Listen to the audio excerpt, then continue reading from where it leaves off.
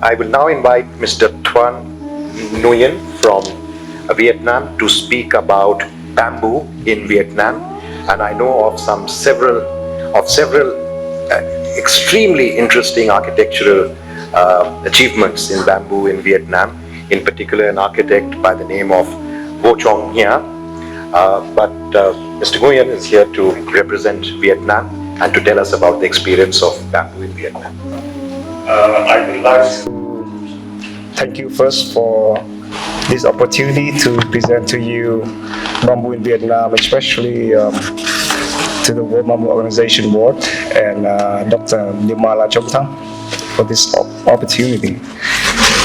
So, in the past, how it was integral in the Vietnamese culture, and then what is the use of bamboo in modern time, and also some of the idea for the future.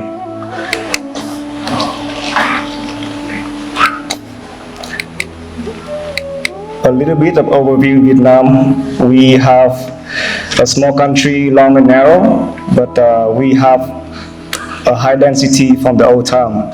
We rank number 14 populated country in the world with 94 million people, occupying a land of 330 to 600 kilometers square. And we have 1.5 million hectares of bamboos, which only after India, China, and Myanmar. Ecologically, we have different regions like this in Vietnam. We have tropical and we have subtropical regions, but mainly we have the two deltas, one in the north region and one in the south, and some highland and along coastal region. Along those ecological areas, we are occupied by 54 different ethnics. And they can be grouped in 8 main groups depending on their dialect, language, and culture. So there would be a lot to cover all of them because almost every culture have a very strong bamboo culture. So my focus today will be mostly from the main ethnic, which is the first one you see here, the VIểT. From the north to the northern delta of Vietnam, and from there they go to other regions to occupy and populate it in other regions. These are the two deltas, one in the north named Red River Delta, and one from the south, Mekong Delta, which is the last gateway of the Mekong River that originated from the Himalaya to the sea. And in Vietnam, we often say there's a symbol of this woman, Vietnamese, that carry a shoulder pole with 2 baskets.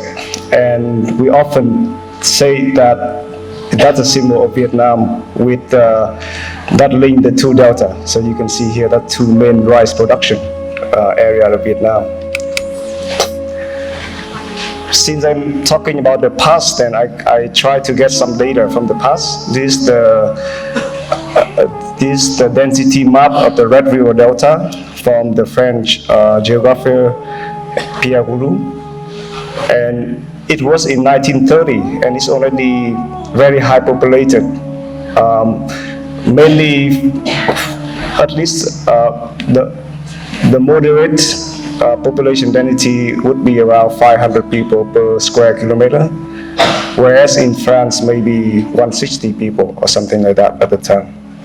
So the point being here is that how do people occupy that land, how do they make the most out of it with that density, because it's a constant problem from that time until now.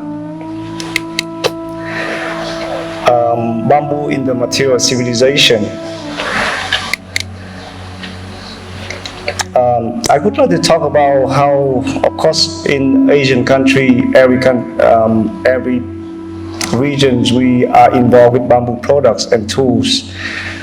But I try to make the point about how bamboo is become so integral in the culture, and we can call it the material civilization. Um, I heard a saying from a scientist is that technology, civilization doesn't necessarily based just on how advanced the technology is, but more about how humane your technology is used in the everyday life.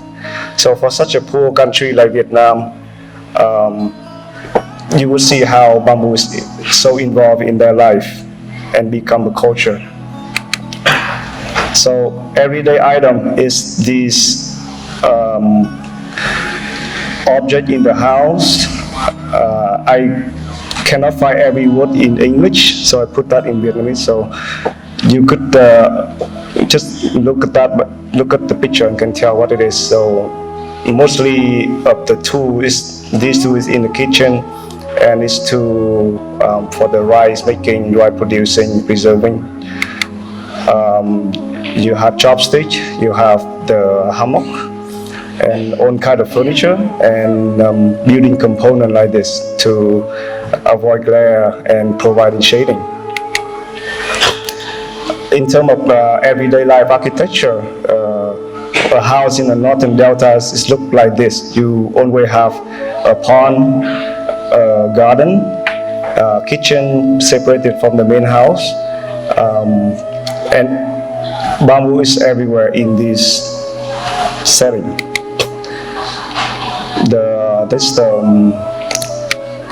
roof type. Mainly bamboo is in the roof rafter purlin, but bamboo and wood is interchangeable in Vietnamese architecture. So if people cannot afford wood, they would use bamboo. There are different kind of trusses and name for it. Not only in the household items, in the agricultural tools, bamboo is also is everywhere, mostly in the handle of the tool. So this is the tillage and sowing tools for agriculture production.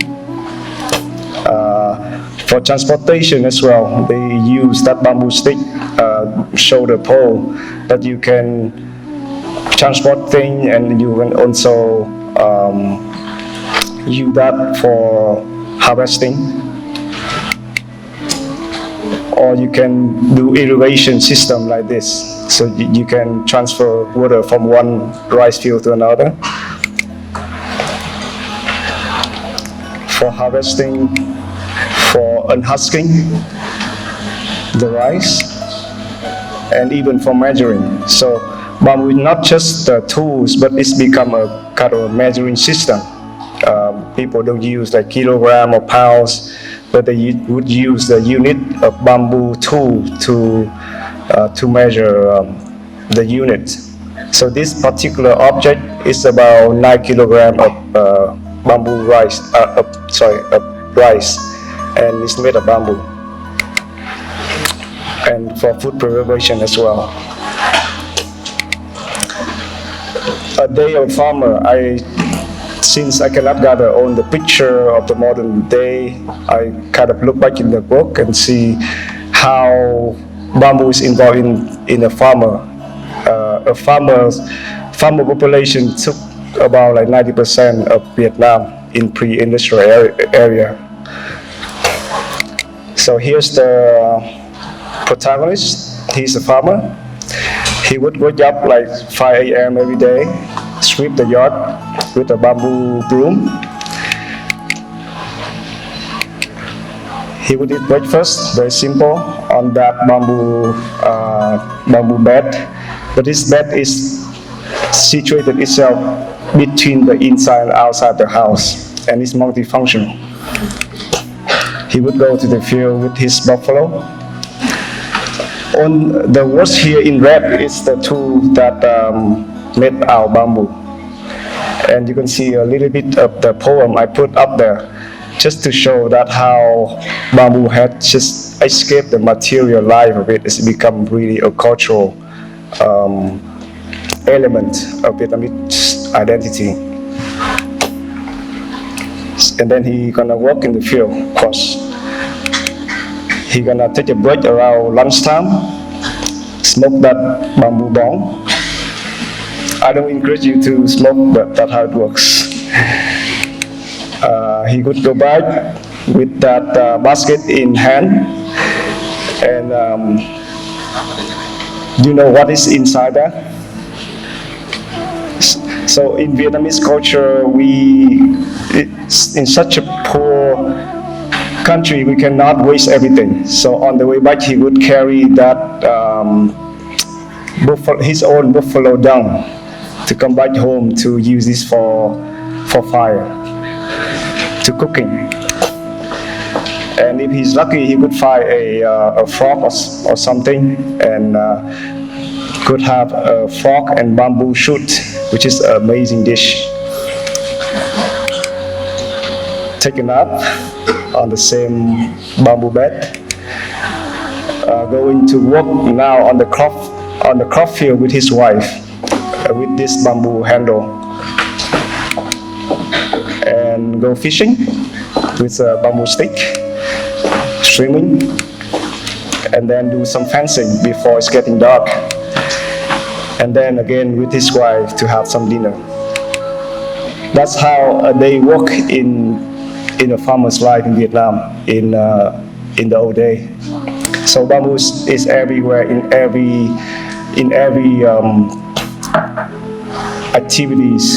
daily activities of a farmer.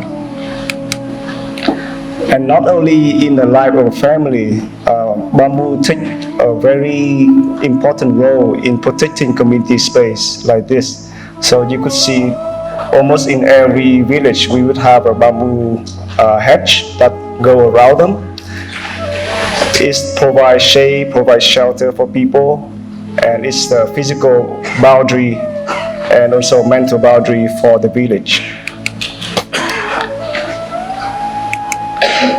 That's a typical plan of the village, where you can see the bamboo is all around.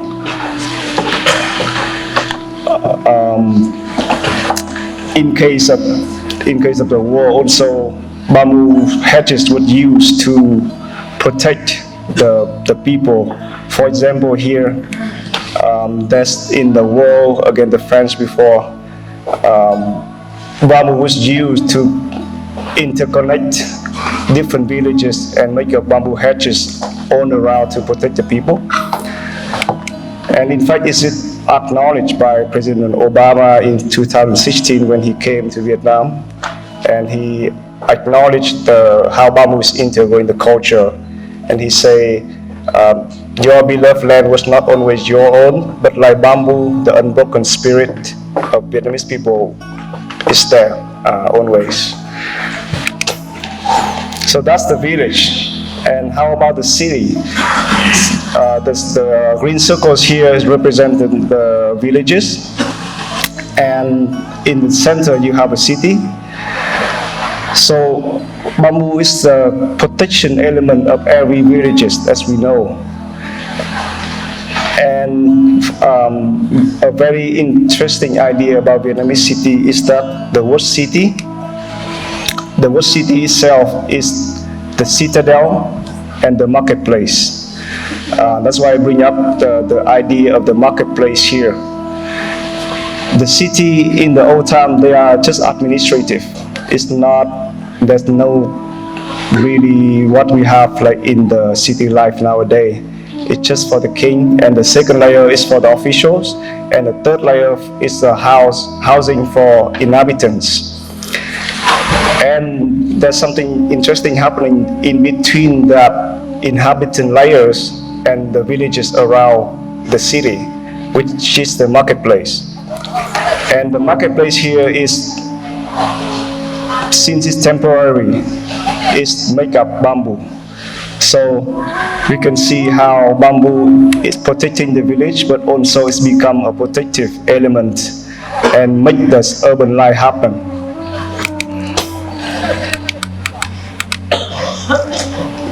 these are the few photos of Vietnamese marketplace. You see everywhere people with bamboo hat, baskets, and all kind of shoulder poles, all kind of products involving bamboo. And Edith Shulu, American writer, when she came to Vietnam in 1993, she was immediately fall in love with that shoulder pole, which is another symbol of Vietnamese people, especially the woman. That simple shoulder pole is going every day with a woman on her shoulder, like 12, 10 kilometers a day to transport products. It's used to carry water, carry breakfast items, and all kind of other things in the market. So it was an amazing, simple piece of bamboo, and it's so useful in the Vietnamese culture. And even this woman here, she have her own household moving with bamboo pole, with her own 2 children. That how is it made? You cut it and you choose the very kind of old, maybe 6-7 years old bamboo pole, cut in half. You smoke it, and it looks simple, but it's really requires some very skill to produce it. Talking about bamboo pole, people not only produce bamboo pole, but do all kind of other craft. So most of the bamboo products is produced by the farmer itself, but it did come to the point that we need more tools that we need to trade, and that's how the craft villages happen. So around Hanoi alone, there's a lot of craft villages making basket or bamboo hat, etc. Like this one. So I've been talking about the domestic life, the community life, the marketplace in the city. Bamboo also appear on the festival itself. As here in Manipur, I can see the relevance. The festival is so important for agricultural life, because without festivals, nothing happens. Agriculture cannot take place or begin without a festival. A festival would be mark the beginning and the end of the season. So, bamboo here in the bamboo tool with the buffalo to inaugurate a season of cultivation. Or on the steel, or here you see the swing. And also a lot of musical instrument is used using bamboo. So to close that part of Vietnamese culture, I'm trying to make the point here that bamboo is for the poor, and it's no misconception in the past. It's for the poor, and I think the lesson is learned here is not. It's about how we use bamboo to overcome that, and how do a closed self-sustained economy is important, and how resourcefulness the farmer of Vietnam have come up with to deal with scarcity of resources. So for me, bamboo is not just the product itself, or it's not just the material element, but it's the immaterial element as well. And I like to call it the scaffold of the farmer civilization. How about bamboo is used in modern uses, in modern day? We have craft. More and more artisans, they come up with pieces using bamboo and conducting a workshop like Twan from Tabu workshop in Da Nang. So if you guys have a chance to visit Da Nang, go to the Tabu workshop. It's amazing artisan, and he provides tools and 3 hours of education, and you would spend 3 hours and you come home with your own piece. Like that. Bamboo is also used for building materials, bamboo decking, bamboo block, panels, veneer, for furniture and architecture. Like these prefab houses or this office and studio by Lê Lương Ngọc Architect, and of course by Võ Trọng Nghĩa, as you just mentioned earlier, the famous architect of Vietnam. He used a specific bamboo piece in the south named Tông Bông. It's about 4 centimeters in diameter, and the way it works is work in a bundle to creating trusses and beam systems. My last part is bamboo in the future. So for me, I think there's a lot of exciting things going on around the world, and in particular in Vietnam as well, for bamboo furniture, architecture, and products. But a lot of time I'm perplexed about, especially for architecture, like even this building. It looks beautiful, but usually in a resort like that, the first thing they need to do is to clear the land, and a lot of times you need to get people out the way first to come up with a so-called sustainable design solution. For me, I feel more drawn into the idea of bamboo as a civilized materials like in the past. So what is the future of bamboo? Should we continue doing that? Of course we cannot stop it, and it's nice, but what is the alternative? One of them, I think, is collaboration like this, the bamboo workshops. So I've been privileged to participate in the bamboo workshop with Dr. Helen Noe. So some of you might know her from the University of Tasmania, Australia. They have a 4 years program in Vietnam. The student would come to Vietnam twice a year to conduct workshop in different provinces. This workshop we do in Hanoi, Saigon, and Dien Bien in the northern region of Vietnam. So this workshop is very important in terms of introducing new technologies of using bamboo for the students and for the farmer. This is a structure we raised at my old school in Hanoi. It's gonna last for 1 year, and it's inaugurated for the celebration of Teachers' Day in Vietnam. Architecture is another workshop of UTAS, University of Tasmania. They go into the mountain and doing cow shed for people like that, to help them identify bamboo species, but also raising structure for animals. So they came last July to do this, and in November they come back to check how it works and fix it. These are a few images of the workshop. We go around different area and identify bamboo species.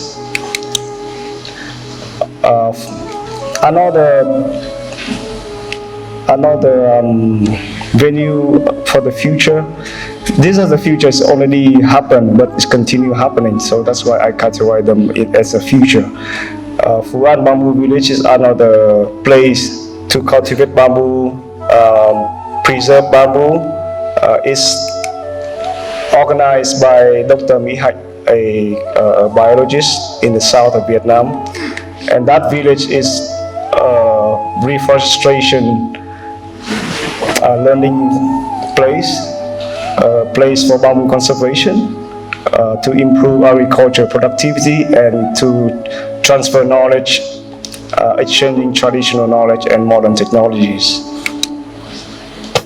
This her on the right, third one from the right, Mi Hạch.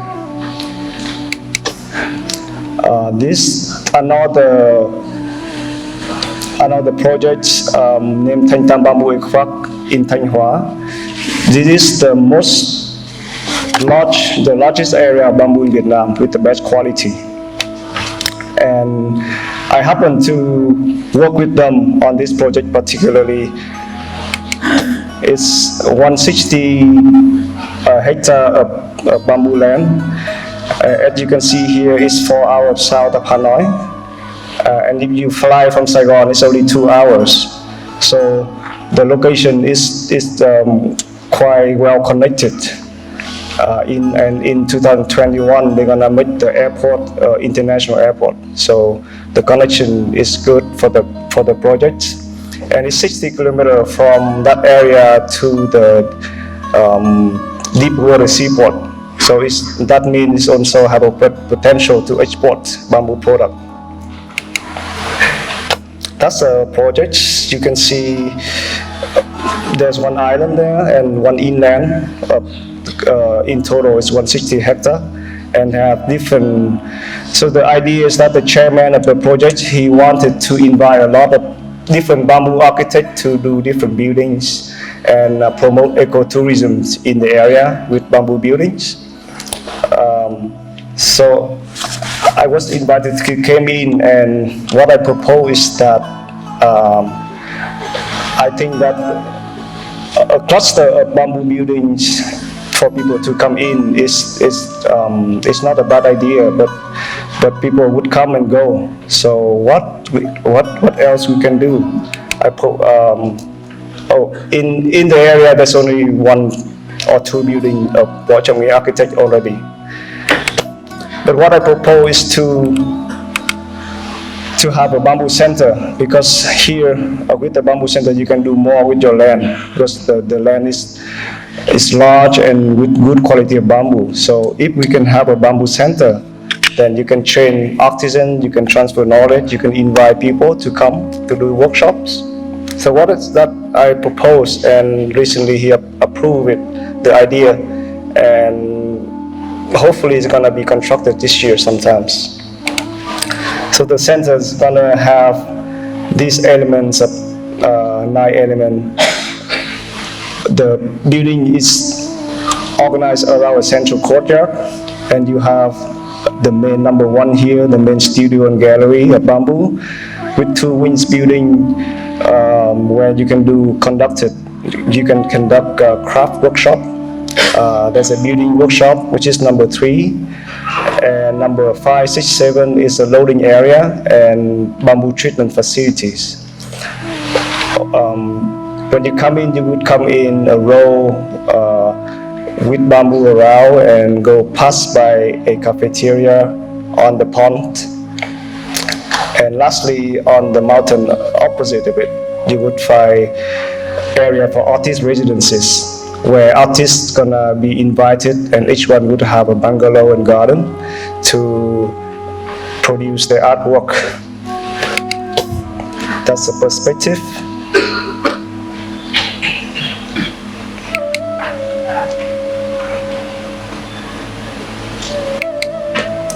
So yeah, that's the idea of the center. I think the future needs to be a collaborative project, so that the local people can learn from the artisans and the academic, the workers, so we can have more people have skill to do with bamboo craft and building. Just like the old time, the farmer make the tool for themselves, and that's how they can dignify their identity by doing work with bamboo. Last project here, I just want to show, just because before I came back to Vietnam, I happened to work with a clinic in Haiti. It's a non-profit organization who committed to helping pregnant women in Haiti to reduce their maternal mortality. So what it can be do with the bamboo center here is, the idea is I think that we can transfer the knowledge from one part of the world to the other through bamboo. And the idea is for Haitian people can later learn on that and do the clinic themselves. This Freddy, the doctor, a Haitian doctor who come up with the idea of the non-profit, I've been working with him for a year. This is the center. You see the guest house on the upper right, and the rest of it is the clinic. And hopefully it's gonna all be with bamboo. This is a 3D printing model of the buildings. You have library, you have guest houses, you have clinic, you have training center, you have vehicle fixing center. So every day the clinic, like 20 of them would go on one vehicle and go to different areas and set up their own clinic to treat women. So that become more and more demand, so that they need to have a training center to have more mobile clinic, and eventually would have their own clinic. And this is something, this is the choices that we're gonna hope to build with my co-worker in New York for this project, to work in the bamboo center to do bamboo trusses and then ship to Haiti. And hopefully from that point on, they can cultivate bamboo and do that themselves. Thank you very much for your attention.